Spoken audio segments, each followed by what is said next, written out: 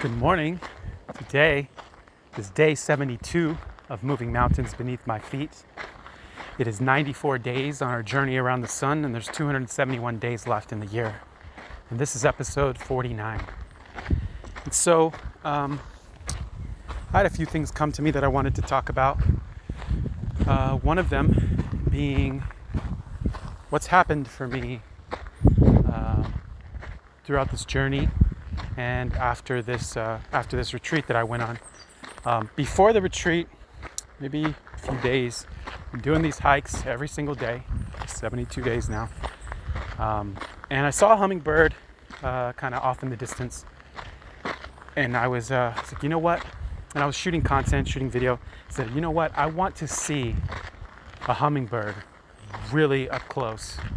And I want it to come to me, and I wanted to be able to see it up close. And I just literally said that to the universe. I said, that's what I want. Send me a sign. This is what I want to see. And I didn't really have any, excuse me. I didn't have any, like, oh my God, I have to go try to like stake one out and wait for it and hunt it and find one, set a trap. None of those things. You know, not a trap, but, you know, set a feeder up and everything. I just had that thought and let it go. And lo and behold, when I got to the retreat, we stayed at this really cool, like rustic Airbnb with a bunch of rooms in the rainforest. And in the room, this is the same one that we stayed at last year in El Yunque rainforest. And I walked into the same room that I stayed in last time. I had this room to myself last year. I walked in, and there's these bars on the windows. The windows are wide open, but there's bars on the windows. There's also a basketball goal right in front of this window, and then the bars, right? So I walk into this room, and a hummingbird there's no reason for the hummingbird to be there, but this hummingbird literally floated right in front of me, like literally less than maybe a foot away from me, in my face, between the basketball goal and the bars. I could have reached out and touched this hummingbird, and it just stayed there and hovered there, looking at me, floating around, like moving barely, but like hovering there. Stayed for like a good 3 seconds, acknowledged me, and floated off, right? And so I was like, oh my God, I just saw this hummingbird, and you know, I was like, wow, and blah, blah, blah. Didn't really think anything of it. It wasn't until after the retreat that I ended up looking it up. And what it said, the message that, you know, the meaning behind hummingbirds was that the challenging times are over and healing can begin. Right, that was the message. Also, it can mean something about, you know, relatives visiting you and things like that. But the challenging times are over and healing can begin was a message that I was like, wow, okay. You know, this whole podcast started because I was in a really hard, dark place, and, you know, on the tail end of some really challenging times. And so hearing that message was really, really profound. Well, yesterday, again, after having a hard day, you know, I'm sitting in silence up at the top of the mountain, and I'm sitting in like this trail area, quiet. And I'm recording messages, video messages to my person, being vulnerable about some things. And no later than I end the message, I'm literally sitting on this trail, and the hummingbird comes into my face, like literally just floating in my face. Again, stops in front of me, looks at me, floats there for a few seconds, hovers around the area, and then leaves. And I couldn't help but like feel super emotional about this because, you know, I've forgotten, and it's easy to forget, but I've forgotten kind of like, yo, these hard times that you've been going through, these challenging times, they're over, right? They're done with. Like, that doesn't mean I'm never going to have a hard time, but, you know, these challenges are over, and it's time for you to begin healing. It's time for you to move towards more of what you want. And just the way that it reminded me was just insanely beautiful. At the same time, it's starting to rain now. I was doing some attachment style, kind of studying and work on my attachment style. And it dawned on me right after that moment, right? This is all happening in real time. It was rain. It's pretty hard. So the rain ruined more than half of my recording, so I'm just adding this part on. I was talking about having this moment of breakthrough, kind of clarity of where one of my core wounds comes from in a certain relationship that I had that I didn't realize was still affecting me. It was one of my probably my earliest major relationship, besides one more before that. It's in high school, long term, 3 years. And I realized that the events of that relationship stayed with me and helped to form some of the trauma that I've been living with that has caused one of my core wounds, the fear of abandonment. And I was able to, in this moment, cut the cord with this person, with this energy, and I felt like a kind of release. It's really, really profound. Also in line with the healing can begin, right? That message, I had just seen the hummingbird, literally. And so this is really profound. And I can't recommend enough the study of the attachment styles. If you don't know what your attachment style is, I think this is one of the most powerful things you can do for yourself, for your people in your life, for your relationships. It really is about understanding who you are, why you are, how you show up, why you show up the way that you do in relationships, why people react to you the way that they do in relationships. And it really helps you to create healthier relationships with yourself and healthier relationships with others. And I do believe this is one of the most important things that any human can do for their lives, because relationships are so important. And in understanding mine and understanding my partners, it has been the deepest growth, the biggest changes in myself.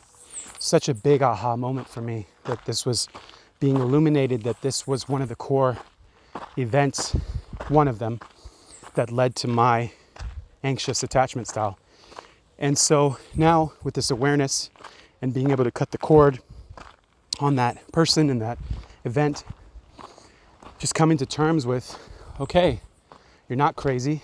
This is, dealing with trauma and things that, you reacted a certain way. You've learned that the world was a certain way, and so you've adjusted. And so where these fears and things come from, where that wound is, now that I know where it is, I can heal it, right? So anyway, long story short, I definitely want to recommend a woman named Thais Gibson. She runs the Personal Development School. I mentioned her several times. She has the best content I've ever found on this. But if you don't know your style, go online, take an attachment style quiz. It'll take you 5 minutes. And I promise you, you have never been more seen, heard, or understood than once you understand your attachment style. Things in your life, why relationships failed, or why they worked, or why they didn't work, will make sense after you start to dive into this content. And you can view other people and your relationships with others with compassion when you can understand yourself and you understand what they're going through, right? My person that I'm paired with is the opposite kind of style. Well, we're very similar, but her things trigger me and my wounds, and my things trigger her and her wounds. And because we're both understanding of this dynamic in our styles, we are able to grow through things, right? I'm able to examine instead of react, or even if I do react, I can understand why I'm reacting a certain way, why I'm feeling a certain way, why she might be feeling a certain way, why the way that I'm showing up and what I'm doing is making her feel something. And I can adjust to be compassionate and understanding of her, and she can do the same for me. It literally makes a relationship dynamic that would cause a toxic relationship and an unhealthy one without this information to be the most healing, the most nurturing, the best kind of relationship, because we're growing through things. And it's really beautiful, the changes that I've noticed in myself, the changes I've noticed in her, the progress that I've made as a human being. And so I definitely want to recommend that. One of the things that my style kind of struggles with is speaking up for what my wants and needs are. I always put other people's needs and desires and wants first. Can have a people-pleasing tendency, and doesn't speak up for what I want out of fear of the consequences. This comes from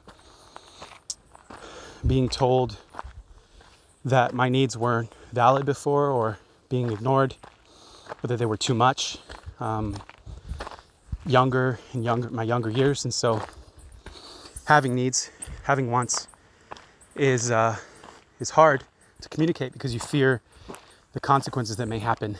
And this is something that I'm going to definitely grow on and work on more and more as I'm becoming more aware. And just like I listened to this podcast the other day about attachment styles, and it really baffled me, or blew my mind, that there's so much still to learn about myself and about this style, and what I need, things I can ask for that would be really helpful, right? So for example, one that stood out for me, I'm tired, I'm at the top of the mountain now, is that anxious attachment styles can really benefit from understanding and knowing and having clarity about the next time you're going to get to see someone, right? So understanding and having something to look forward to instead of this ambiguity, not knowing the next time you're going to see somebody. You can ask for that. You can say, hey, I'd really love to know when's the next time I'm going to get to see you. You can say that, right? It's not, you're being clear about what you're wanting and what you're needing. And so that's just one example. There's so many different examples. For example, another one real quick, if somebody doesn't text very often to you, you can ask them to be like, hey, just let me know if you're going to be busy, and that we'll talk later, right? Something like that along those lines is like, hey, I'm going to be busy. You can ask this of your partner. Hey, I'm going to be busy all day with this, but I'm looking forward to connecting later on tonight, or whatever. And that can help an anxious person to subside their, the stories that they tell. And so this is only going to work with somebody who's willing to play ball, right? But also just knowing that these are things that you want and need, and your preferences, and that they're okay and you're not crazy, is something really, really powerful.